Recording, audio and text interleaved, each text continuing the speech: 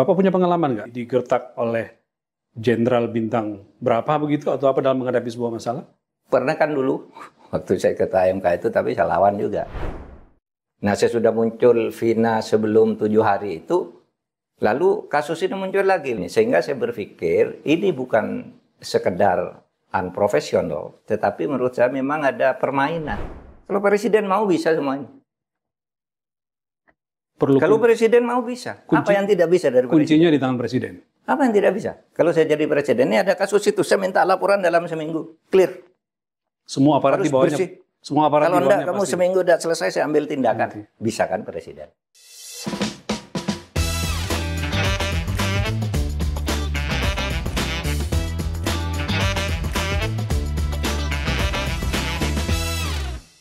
Prof. Mahfud, kita lanjutkan lagi karena begitu menarik dan penting informasi kemarin ketika kita bicara tentang penegakan hukum yang harus berhadapan dengan mafia dan backing. Oke, kita lanjutkan. Terus terang. Mau tanya apa? Kalau Bapak menjadi Menko Polhukam, ini bicara soal idealita harus dilakukan oleh Menko Polhukam, kan ada Kapolri di situ, ada ada Jaksa Agung di situ. Apa yang mesti dilakukan oleh seorang Menko, Pak, untuk itu tadi yang Bapak katakan, menjelaskan ini dan membuka kasus ini secara terang? Ya, saya tidak ingin menggurui ya sebenarnya. Ya, kan sebenarnya negara ini ada aturan-aturannya, Ya. ada pimpinannya.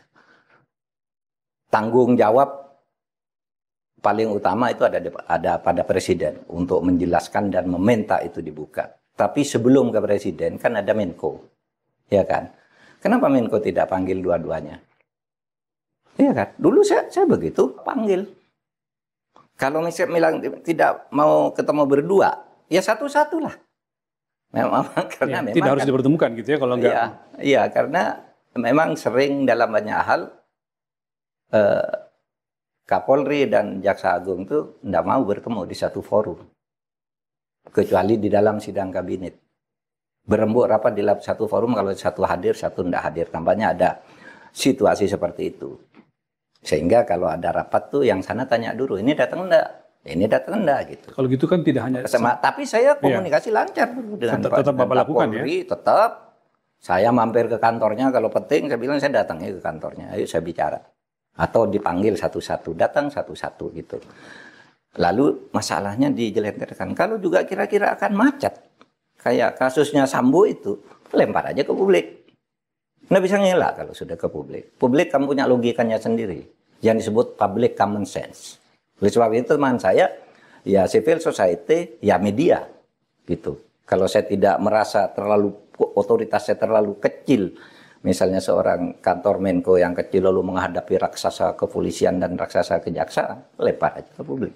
Artinya sebagai seorang pejabat publik itu selalu ada cara untuk melakukan itu. Oh iya, ada cara yang penting. Baik itu menteri, baik itu Menko atau siapapun atau presiden mestinya bisa segera. Iya, dalam kasus-kasus besar saya melakukan seperti itu. Tetapi hubungan kami, saya dengan Kapolri sangat baik, dengan Jaksa Agung sangat baik juga. Dengan apa yang Bapak lakukan itu tidak harus berusaha hubungan gitu Pak ya? Iya. Dengan Panglima apa itu baik sekali gitu. Meskipun saya harus bicara keras tentang TNI, saya harus bicara keras tentang kerusakan jaksa, kerusakan polisi, dan masih sangat baik gitu. Karena saya berusaha membangun kesadaran bahwa ini tugas negara, bukan urusan Mahfud ini urusan Menko, tugas negara, saya bilang. Sehingga saya merasa baik-baik saja gitu. Nah tadi itu antara instansi penegakan hukum Pak, perebutan kekuasaan atau perebutan pengaruh. Sekarang kan kalau kita lihat Jampitsus ini kan kalau dia dikuntit berarti kan ada kasus jumbo di situ. Ada triliunan rupiah mungkin seperti yang diduga orang dalam kasus tambang timah. Berarti kan kemungkinannya ada mafianya Pak, ada backingnya dan segala macam. Iya itu kan yang berkembang sekarang. Seperti saya katakan kalau kasus jumbonya itu 271 triliun. Yang lalu dikoreksi Pak, yang menjadi 300 triliun. 300. Betul. Nah 271 itu sebenarnya semula katanya dihitung sebagai kerugian perekonomian negara. Sehingga yang dihitung potensial loss-nya. Termasuk lingkungan dan segala macam. Iya itu katanya. Tetapi Jampitsus kemudian menegaskan bukan. Ini bukan kerugian perekonomian negara, tapi kerugian keuangan negara. Artinya korupsinya sudah ada. 300 triliun. Itu kan jumbo. Betul. Nah, oleh sebab itu, kemudian ini disinyalir ada mafianya. Ya, taruhlah jangan saya lah yang mengatakan mafianya. Masyarakat sudah mengatakan, tapi yang punya otoritas untuk mengatakan itu sudah mengatakan juga, namanya Pak Ansat Mbae. Itu di ILC yang terakhir itu. Pendiri Densus. Oh iya, pendiri Densus. Dia katakan, itu ada mafianya. Mafia timah itu ada pemiliknya. Uangnya banyak, ini banyak. Nah ini karena terjadi pergantian pemerintahan sebentar lagi, diganggu agar owner mafia ini supaya diganti juga. Nah itulah sebabnya lalu diungkit-ungkit sekarang. Agar ini ditangkap, ini ditangkap, ini ditangkap gitu. Nah sementara owner lama ini berusaha agar ini tidak ditangkap. Cukup pada yang sekarang udah ditangkap, si Harvey Moe, siapa. Cukup di situ, jangan diterus-teruskan. Pelaku pada level itu saja yang menjadi korban, tidak harus ke atas yang besar-besar. Loh, makanya terjadi kan, terjadi penguntitan dan sebagai teror, psikologis dan sebagainya. Nah ini saya mengatakan kembali apa yang sudah dikatakan oleh orang yang punya pengalaman lama di Densus, namanya Pak Ansat Mbae. Ya. Pak Mahfud, di era Pak Mahfud mungkin juga ada kasus-kasus tambang mafia atau backing Pak yang Bapak hadapi. Apa yang Bapak lakukan di pengalaman itu? Saya beri contoh kasus yang sekarang sedang terjadi nih. Betapa mafia itu begitu berkuasa, menyebabkan aparat penegak hukum tidak berdaya karena ada di dalam cengkeramannya, menyebabkan aparat pemerintah juga yang berwenang tidak berdaya. Kasus mafia penambangan emas di Sangihe, Sulawesi Utara. Sulawesi Utara. Gimana Pak? Itu ada terjadi penambangan emas secara liar oleh sebuah perusahaan yang IUP-nya itu tidak memenuhi syarat. Nah, anehnya itu ditindak tidak bisa. Karena apa? IUP itu sudah dikeluarkan. Untuk mencabut IUP yang tidak memenuhi syarat itu, ya, institusi yang bersangkutan tidak berani juga kecuali ada putusan hakim. Dibawalah ke pengadilan.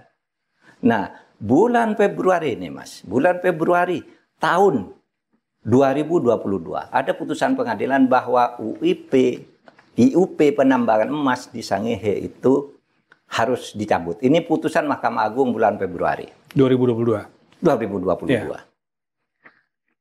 Pertengahan, pada bulan Juni tahun 2023, saya mendapat laporan terjadi penambangan emas di Sangihe. Pemerintahnya diam, Kodemnya diam, polisinya diam semua. Loh, kenapa? Ceritanya itu kan sudah dibatalkan oleh Mahkamah Agung. Lalu alasannya dibatalkan, tapi belum dicabut oleh Kementerian ISDM. Nah, saya panggil nih Kementerian ISDM, saya panggil nih, sidang resmi, banyak yang hadir. Pak Menteri hadir? Bukan, dirjennya. Dirjennya, oke, salon satu. Dirjen, Biro Hukum datang. Ini penambangan emas liar ini sudah berlangsung bertahun-tahun dan berlanjut bertambah 1,5 tahun sejak ada putusan putusan MA agar IUP itu dibatalkan, dicabut. Karena Menteri SDM belum mengeluarkan surat pencabutan. Setelah 1,5 tahun, Mahkamah Agung memutuskan itu. Februari 2022, Juni 2023 masuk ke kantor saya bahwa penambangan liar masih terjadi banyak. Saya ngirim tim ke sana, ngirim tim dari Polhukam. Iya, bintang 2 orang ditambah beberapa orang. Dia mengamati betul Pak terjadi penambangan liar. Ketika kami datang ke sana, gitu, datang ke sana kami lihat sepi karena rupanya mereka sudah tahu. Terus ketika kami jalan di suatu tempat banyak di sana itu mobil-mobil apa itu yang ngangkut tambang itu. Yang menguruk tanah. Yang menguruk tanah dan sebagainya. Wah, Pak, banyak. Tunjukkan fotonya ke saya. Artinya apa? Begitu kami keluar dari sana besoknya sudah dapat laporan lagi. Ini sudah beroperasi lagi. Bapak pulang beroperasi lagi. Terus itu saya panggil ke kantor. Kenapa? Sudah 1,5 tahun kok belum dikeluarkan. Lalu Biro Hukumnya tuh katakan gitu. Oh iya Pak, ini sudah selesai kok. Besok masuk nih ke meja Pak Menteri SDM. Kami kira-kira paling seminggu udah keluar. 2 minggu enggak keluar. Ya, 2 minggu enggak keluar. Saya suruh tanya, Coba tanya tuh ke Biro Hukum, katanya seminggu mau keluar tuh surat pencabutan tuh, operasi penambangan liarnya tuh masih berjalan loh, saya bilang. Coba tanya ke sana. Lalu apa jawaban Biro Hukum itu? Jawabannya nih, Pak, sekarang untuk pencabutan IUP itu menjadi kewenangan Menteri Investasi. Menteri Bahlil. Iya. Jadi ini sudah dikirim ke Menteri Investasi, tapi Menteri Investasi belum mau tanda tangan. Saya telepon Bahlil. Bahlil kan junior saya. Mas Bahlil. Junior di Kahmi ya? Iya di Kahmi, di HMI. Mas Bahlil, itu Anda tuh ada putusan Mahkamah Agung untuk pencabutan IUP. Itu nunggu Anda tanda tangan. Terus dia bilang, Abang dah katanya. Bilang abang ke saya. Abang dah, kalau itu ada, hari ini juga saya tanda tangan nih. Katanya. Nggak mungkin saya menunda itu. Terus habis itu saya telepon lagi beberapa jam. Ada enggak di mejamu? Enggak ada, sudah saya urus. Enggak ada masuk ke tempat kami. Berarti masih di SDM. Saya telepon Pak Arifin Tasrif. Arifin Tasrif. Menteri SDM ya. SDM. Pak, ini ada kasus itu. Ya kami cek. Lalu saya ketemu di forum KTT ASEAN. Pak Arifin, gimana Pak itu? Soal pencabutan IUP itu. Ya Pak, sudah saya periksa. Ternyata bawahan saya yang salah. Dia bilang, sudah di meja saya. Tidak pernah ada di meja saya. Malah saya tidak tahu ada kasus itu, katanya. Dan sekarang juga sudah saya tanda tangani. Dia bilang. Kalau kata Pak Menteri SDM. Kata Pak Menteri. Ketika bicara dengan saya. Coba bayangkan. Harus sampai begitu untuk melaksanakan putusan pengadilan. Sementara penambangan liar berjalan. Iya. Jadi dikeluarkan oleh Pak. Kalau tidak salah tanggal 4, 5, atau 6 September gitu. Pokoknya saat KTT ASEAN. Dan akhirnya dihentikan, Pak. Nah, yang sekarang ini saya tidak tahu sesudah itu. Mestinya kan dulu pejabat-pejabat di daerah itu ditanya, kenapa ini kok masih berjalan? Belum ada surat pencabutannya dari menteri. Nah, ini sudah keluar. Saya buka-buka lagi di Google, belum lama ini itu masih berjalan. Padahal suratnya sudah dikeluarkan menurut Menteri SDM Pak Arifin Tasrif. Apa sudah sejauh itu Bapak lakukan tapi masih juga? Ya, itu gila. Dan saya punya banyak catatan kasus lagi lah yang sudah itu terjadi di mana-mana. Terus gimana negara ini mau baik? Kalau aparat pemerintahnya tidak kompak dalam melakukan itu. Saya sebagai Menko Polhukam sudah membuka jalur-jalur macet itu, tapi di sana tidak jalan. Bahkan Bapak ngejar sampai ke ujung-ujungnya gitu. Sampai ke ujung-ujungnya. Turun tangan sendiri. Dan Pak. Jadi perlu kesadaran kolektif. Negara ini sekarang sedang bahaya oleh permainan hukum. Para mafia, kemudian aparat-aparat bobrok. Yang lebih gila lagi apa? Kalau ada misalnya kasus, saya pernah ada kasus. Orang tidak bersalah, ditetapkan, disidik, dijadikan tersangka penyidikan. Saya panggil satu-satu. Tidak salah orang ini. Tidak salah orang ini. Oleh sebab itu, saya putuskan, saya ngirim orang untuk ke sana, untuk memeriksa. Ya, kirimlah pejabat ke sana, ke daerah itu. Begitu pejabat ini sampai, ketemu dengan kantor kejaksaan, itu apa yang terjadi? Pak, tidak bisa lagi nih Pak, dibatalkan. Pertama, pejabat dulu yang menetapkan udah pindah kemana. Yang kedua, ini baru saja dilimpahkan ke pengadilan sehingga kami tidak bisa narik lagi. Oleh sebab itu Bapak nunggu putusan pengadilan aja katanya. Ini sudah urusan hakim ini. Oh, ini yang kasus terjadi pada sebuah rektor PTN Pak ya? Itu juga kasus tambang juga. Sama tambang juga. Di Sulawesi Utara. Yang kasus rektor Bali juga begitu. Tidak ada salahnya, tidak ada apa, sudah ikut aturan itu, tersangka. Begitu saya datang ke sana siangnya, paginya udah masuk. Dari kejaksaan ke pengadilan. Sudah dilimpahkan, saya mau memeriksa ini, saya bilang. Pak, tidak bisa lagi Pak. Tadi udah masuk. Jadi ke pengadilan. Kalau pengadilan, Bapak tidak bisa membatalkan lagi. Nunggu putusan pengadilan. Akhirnya sekarang bebaskan. Karena memang tidak ada salahnya ditersangkakan. Meskipun jaksanya mungkin bisa aja naik banding, naik apa. Tetapi memang begitu. Karena dia sudah melaksanakan pungutan-pungutan sesuai dengan yang ditentukan oleh Mendikbud. Beda dengan yang di Lampung, ini beda. Ini masuk dan tidak pernah masuk ke rekening lain, dia khusus.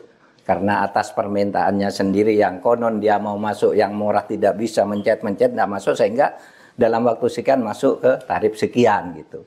Lalu dianggap itu pelanggaran. Padahal itu lewat komputer si anak ini. Lalu diperiksa-periksa. Nah, ini saya kira perlu kesadaran kolektif. Tidak cukup seorang menteri. Ya, semuanya ini. Dan untuk itu sebenarnya kalau saya simpel aja kalau dari sudut hukum tata negara dan sudut ilmu politik. Kalau presiden mau bisa semuanya. Kalau presiden mau bisa. Apa yang tidak bisa dari presiden? Kuncinya di tangan presiden. Apa yang tidak bisa? Kalau saya jadi presiden, ini ada kasus itu, saya minta laporan dalam seminggu. Clear. Semua aparat harus di bawahnya. Bersih. Semua aparat kalau di bawahnya enggak, kamu seminggu udah selesai, saya ambil tindakan. Bisa kan presiden? Nah, itulah sebabnya saya berharap pemerintahan baru bisa melakukan ini. Kecuali kalau ya sudahlah hancur-hancuran aja nunggu sanksi otonom tadi, sanksi sosial, kehancuran moral gitu. Sampai sebegitu jauhnya harus dilakukan oleh seorang menteri, Pak, di negara yang urusan hukumnya sudah seperti ini, Pak, ya. Iya. Harus turun tangan, harus gigi dan segala macam. Dan iya, itu padahal menteri koordinator itu sifatnya administratif, yang ringan-ringan toh. Kalau sana terlalu cepat tarik, ini lambat dorong gitu. Tapi sampai masuk ke kasus itu karena keterlaluan. Kayak kasus Sambo itu kan. Betapa saya harus benturan dengan DPR, benturan dengan ini, benturan. Apa saya lakoni aja. Gitu. Tapi terukur, saya tidak ingin negara ini hancur. Begitu kasus Sambo itu masuk gitu, ya sudah. Ini kan ada rangkaiannya, rangkaian ini, rangkaian itu, rangkaian itu. Ya sudah, saya tidak masuk lagi. Itu selesaikan aja sesuai dengan anunya masing-masing. Saya ingin melanjutkan, Bapak, tidak ingin negara ini hancur. Artinya apa? Ada ukuran tertentu yang Bapak harus lihat. Iya, kalau saya terus ke sana, ini bisa jebol semua. Kira-kira kalau gitu, ini Pak, terus ke sana, ini kacau, ini kisruh, ini anarkis dan sebagainya. Oleh sebab itu saya berhenti. Oh, ini nanti komunikasikan secara langsung. Ada sambungan dari kasus Sambo ini.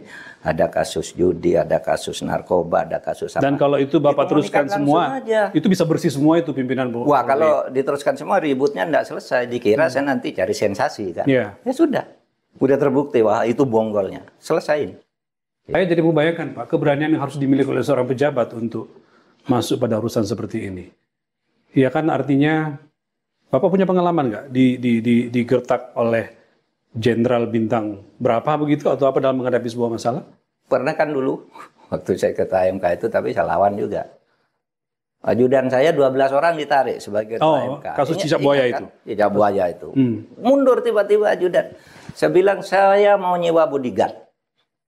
Saya lapor ke Pak SBY, Pak, ini ajudan saya tarik karena ini.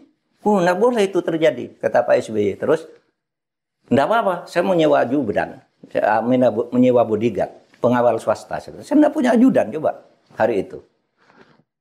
Saya lapor Pak SBY, Pak, nggak boleh terjadi itu Pak Mahfud. Pak Mahfud itu rank 1.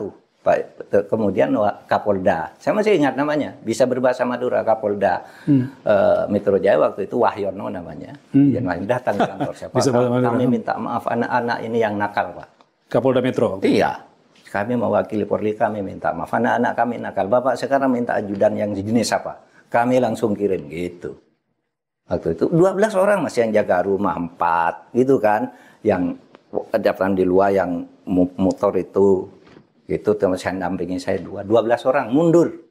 Ketika Bibit Samad dan Chandra Hamzah itu bebas. Itu bagian dari teror terhadap Bapak ya? Bagian dari teror.